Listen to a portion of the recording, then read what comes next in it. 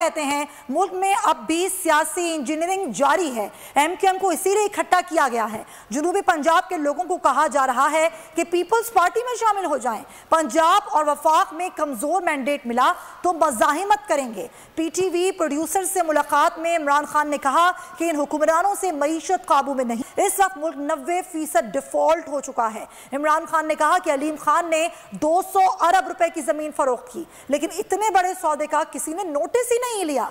इमरान खान ने गुफ्तगू में कहा कि तहरीक इंसाफ के दौर में बेहतरीन खारजा पॉलिसी थी। अमेरिका में जैसा मेरा इस्तकबाल हुआ किसी का नहीं हुआ। साबिक बरतानवी वजीर आजम ने हमारी माहौलियात की पॉलिसी की तारीफ की।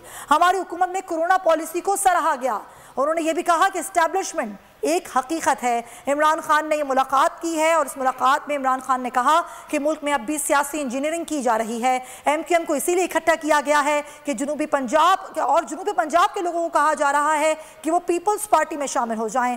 पंजाब और वफाक में कमजोर मैंडेट मिला तो मज़ाहिमत करेंगे। और टीवी प्रोड्यूसर से मुलाकात में इमरान खान ने कहा कि इन हुक्मरानों से मईशत काबू में नहीं आनी है। इस वक्त मुल्क 90% डिफॉल्ट हो चुका है। इमरान खान ने कहा कि अलीम खान ने 200 अरब रुपए की ज़मीन फरोख्त की, लेकिन इतने बड़े सौदे का किसी ने नोटिस ही नहीं लिया।